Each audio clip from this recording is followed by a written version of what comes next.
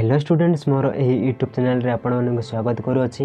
आपण मैंने जदि मोर यही यूट्यूब चैनल रे न अछंती ताहेले वीडियो टी गोटे लाइक और सब्सक्राइब कर दिंतु एवं ऑल नोटिफिकेशन बेल को दबाई दिंतु। हाँ, आपण मैंने जदि बीडी रे निश्चय क्वालिफाई करिया को चाहछंती ताहेले यही वीडियो डिस्क्रिप्शन रे मु लिंक दे देछि किबा वीडियो एंड स्क्रीन रे वीडियो टी को दे देछि।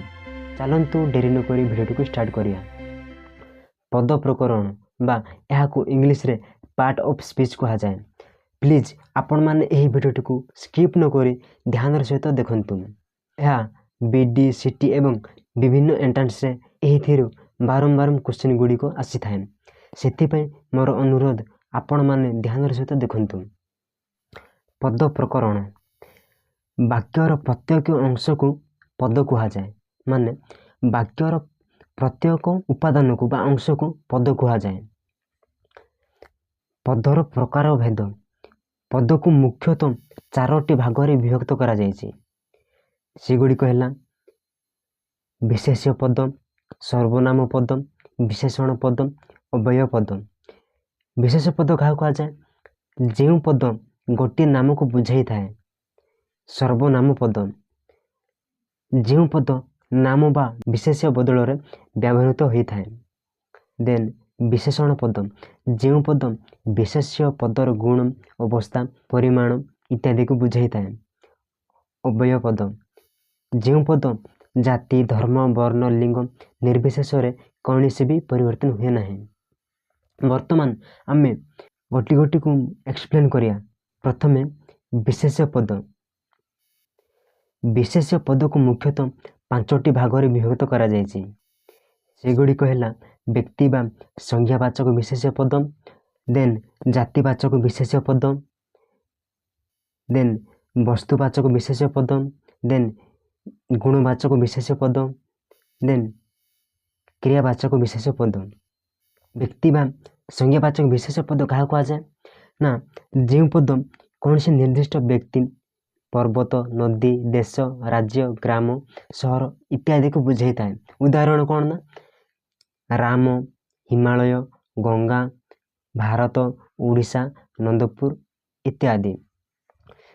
देन जातिवाचक विशेष पद जो पद कौन सी जातिर नाम को बुझाई थाए। उदाहरण है माछ, मनीष, बाघ, छात्र, छात्री इत्यादि। देन वस्तुवाचक विशेष पद जो पद कौन सी निर्दिष्ट वस्तु को बुझाई थाए। उदाहरण है काठ, सुना, लुहा, माटी, पत्थर इत्यादि। देन गुणवाचक विशेष पद जो पद कौन सी निर्दिष्ट गुण बा अवस्था को बुझाई थाए। उदाहरण है गुण भद्रता, साधुता, भक्ति, प्रीति, पागलामी। अवस्था बाल्यावस्था, यौवन अवस्था, वार्धक्य अवस्था, सौंदर्य अवस्था। देन क्रियावाचक विशेष पद जो पद कौन सी कार्य बा नाम को बुझाई थाए। उदाहरण है शयन, गमन, भोजन इत्यादि। सर्वनाम पद कौन सी पद बा वाक्य बदल रे जहाँ व्यवहृत हुए ताहाको सर्वनाम कहा जाए। यहाँ को मुख्यतः 6टी भाग में विभक्त करा जायछि। नंबर 1 है पुरुषवाचक सर्वनाम, नंबर 2 है निर्देशवाचक सर्वनाम, देन अनिश्चय संबंध बा आपेक्षिक, देन प्रश्नवाचक, देन आत्मवाचक। पुरुषवाचक सर्वनाम पद प्रथम पुरुषवाचक सर्वनाम पद मु, आंभे, मते, आंभे माने, मो। द्वितीय पुरुषवाचक सर्वनाम तू, तुम्भे, आपण, तुम्हें माने, तुम्हें।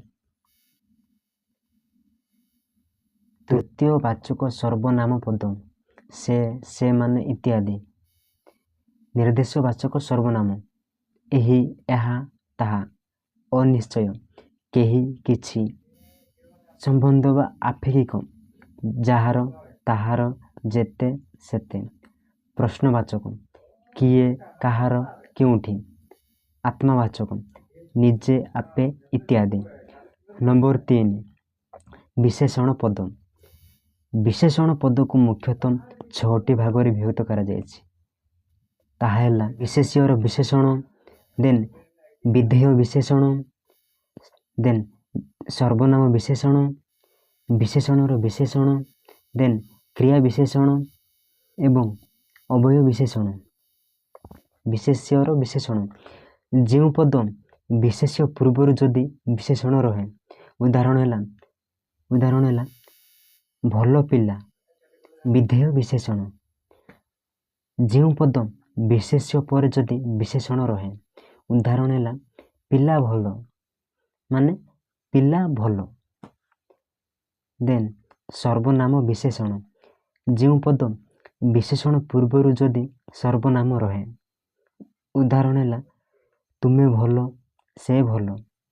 ବିଶେଷଣର ବିଶେଷଣ, ଯେଉଁ ପଦ ବିଶେଷଣକୁ ଆହୁରି ଅତ୍ୟନ୍ତ ଗୁରୁତ୍ୱ ଆରୋପ ଦେଇଥାଏ, ଉଦାହରଣ ହେଲା ଅତି ଭଲ ପିଲା, ମାନେ ଅତି ଭଲ ପିଲା। ଏହିଠାରେ ବିଶେଷଣକୁ ଆହୁରି ଗୁରୁତ୍ୱ ଦେଇଥାଏ, ମାନେ ଅତି ଭଲ ପିଲା। ଦେନ୍ କ୍ରିୟା ବିଶେଷଣ, ଯେଉଁ ପଦ କ୍ରିୟାର ଗୁଣ ବା ଅବସ୍ଥାକୁ ବୁଝାଇଥାଏ, ଉଦାହରଣ ହେଲା ପବନ ଜୋରରେ ବହୁଛି। ଦେନ୍ ଅବୟ ବିଶେଷଣ, ଯେଉଁ ପଦ ଅବୟର ଗୁଣ, ଅବସ୍ଥା, ସଂଖ୍ୟା, ପରିମାଣ ଇତ୍ୟାଦିକୁ ବୁଝାଇଥାଏ, ଉଦାହରଣ ହେଲା ଠିକ୍ ଯେପରି ରାକ୍ଷସ। ନମ୍ବର 4, ଅବୟ ପଦ। ଜାତି ଧର୍ମ ନିର୍ବିଶେଷରେ କୌଣସି ବି ପଦ ପରିବର୍ତ୍ତନ ହୁଏ ନାହିଁ। ସଂଯୋଜକ ଅବୟ ପଦ ଓ, ଏବଂ, ଆହୁରି, ପୁଣି, ମଧ୍ୟ, ଆଉ ଇତ୍ୟାଦି। ବିଯୋଜକ ଅବୟ କିନ୍ତୁ, ମାତ୍ର, ଅଥଚ, ତଥାପି, ବା, ଅବା, କିମ୍ବା, ନତୁବା ଇତ୍ୟାଦି। ବିଯୋଜକ ମାନେ ଗୋଟିକୁ ଅଲଗା କରି ରଖିଦିଏ। ଦେନ୍ ପଦାନୟୀ ଅବୟ, ବିନା, ପ୍ରତି, ଅପେକ୍ଷା, ସହିତ, ପରି, ତୁଲ୍ୟ, ପର୍ଯ୍ୟନ୍ତ, ନିମିତ୍ତ, ଅବଧି ଇତ୍ୟାଦି। ପରିମାଣ ସୂଚକ, ଏତେ, ସେତେ, ଯେତେ, ଏତିକି, ସେତିକି ଇତ୍ୟାଦି। ସମୟ ସୂଚକ, ଏହି କ୍ଷଣି, ସର୍ବଦା, କେବେ ଇତ୍ୟାଦି। ସମ୍ଭାବନା, ଯଦି, ଯେବେ, ଯଦ୍ୟପି, କାଳେ।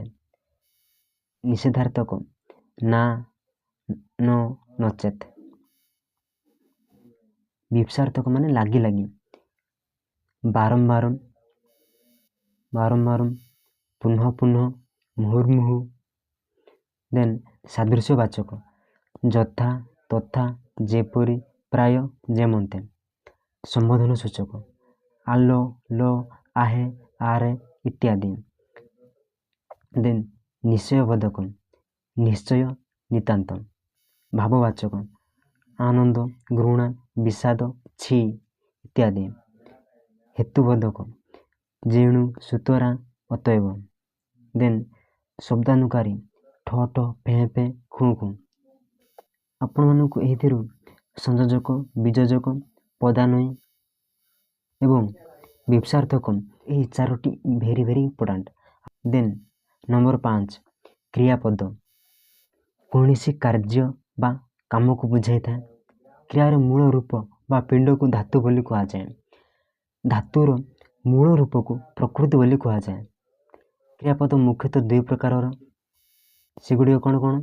ସମାପିକା କ୍ରିୟା ଏବଂ ଅସମାପିକା କ୍ରିୟା। ସମାପିକା କ୍ରିୟା କ'ଣ?